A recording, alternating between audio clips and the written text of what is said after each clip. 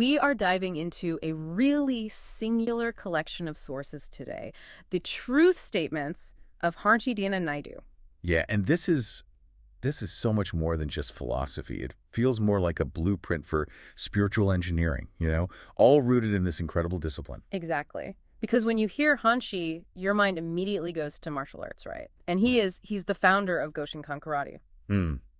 But his entire system connects that physical defense, the mental discipline, with spiritual growth. I mean, we're talking about a Keihatsu master, a Reiki A master. spirit mind awareness teacher, so it's totally holistic. Mind, body, and spirit are all one path for him. Completely. So we're not getting into martial arts techniques today. We're really dissecting his core metaphysical ideas. And the mission here is to tackle the biggest question he poses. Who is God? And his answer, right off the bat, is radical. It just forces you to throw out almost every conventional definition you've ever He heard. really does. He says so emphatically that God is not, a single man or a woman or any single thing. The only way to define it is totality. Right. God is simply everything.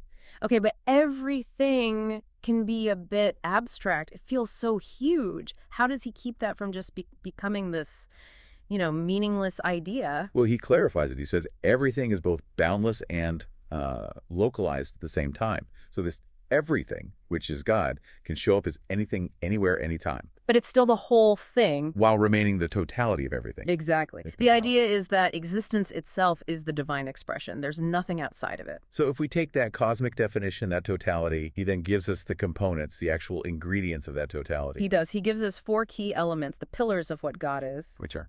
consciousness, energy, light, and Om.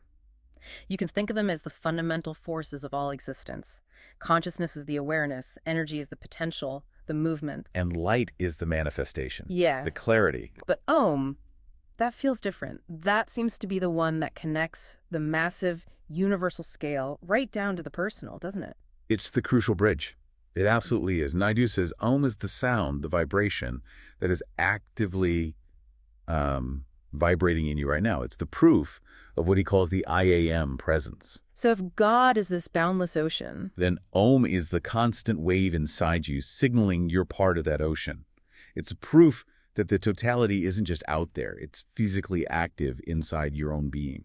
here's where it just flips the whole script for a spiritual seeker then. Because if the source is already vibrating inside you, an external search for God is, well, it's illogical. It becomes impossible. Absolutely. He says that once you truly realize this, there is no place to go to but inside your own being to become one with everything. So all the pilgrimages, the seeking validation outside yourself. It's all obsolete. The unity you're looking for isn't at the end of some long road trip. It's the starting point. It just needs you to turn your attention inward. And that takes us from theology to really a concrete internal practice, the practice of self-realization. We're not waiting around to be saved or judged. No, the task is to realize what we already are. And that realization all comes down to one thing. One choice. Yeah. The surrender of the ego.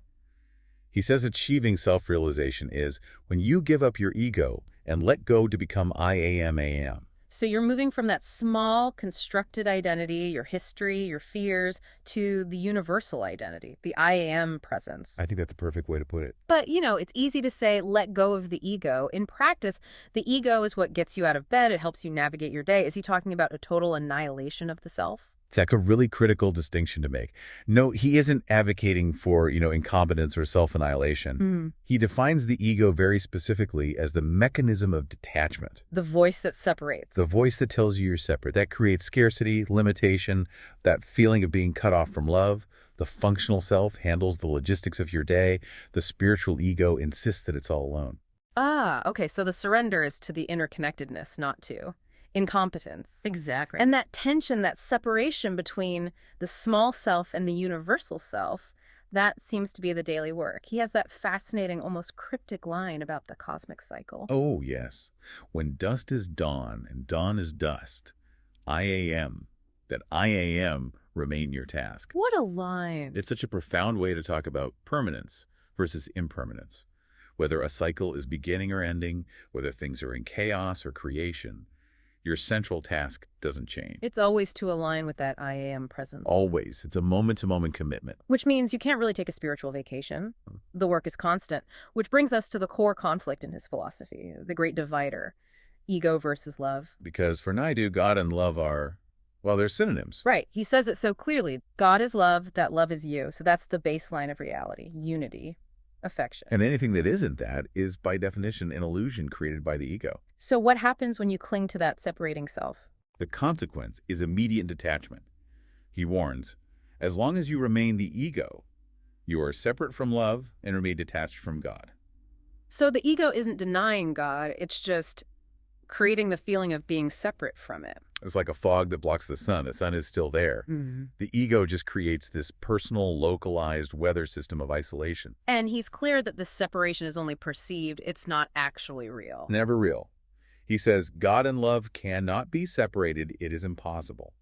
So if you feel a lack of love or unity, that's just a sign. It's an indicator that you're operating through the ego's lens. Where there is God, there is only love. And where there is love, there is only God. Period. He has a really powerful way of illustrating this choice, using the analogy of light and darkness. He does. He talks about the I am presence being constantly available, like the rhythm of night and day.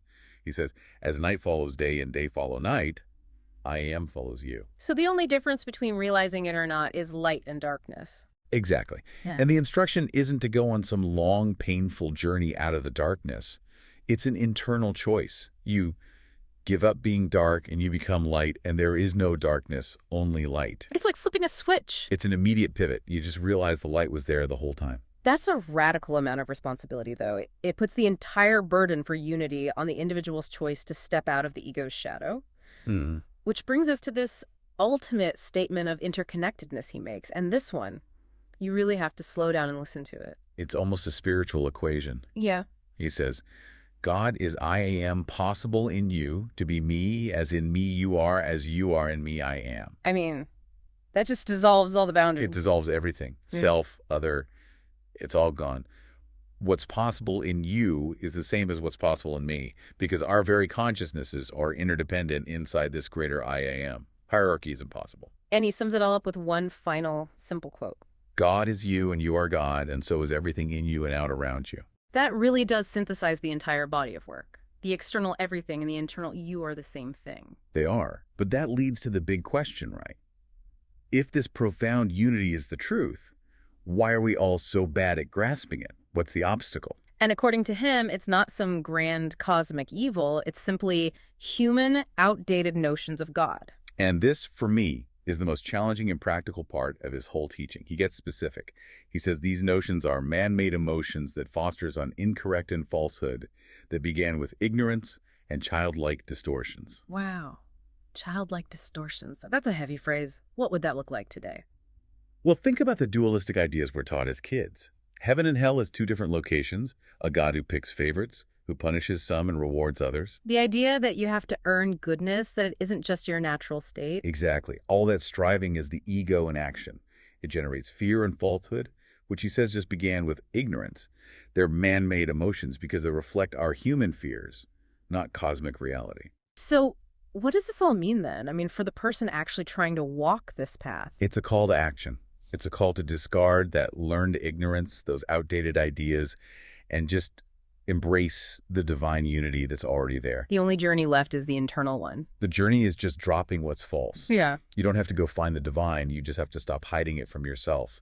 The I am presence is the reality. The ego is just the optional distortion. And Naidu invites you, the listener, directly. He asks you to join him on this journey of self-discovery and exploration. It's less like reading a manual and more like accepting a challenge. It really is a challenge to stop striving to be separate and just. Yeah. To exist in unity. And that leads to a final provocative thought for you to take with you.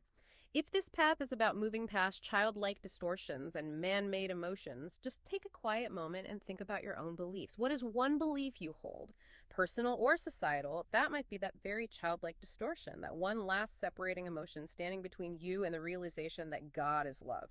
That's the real daily task.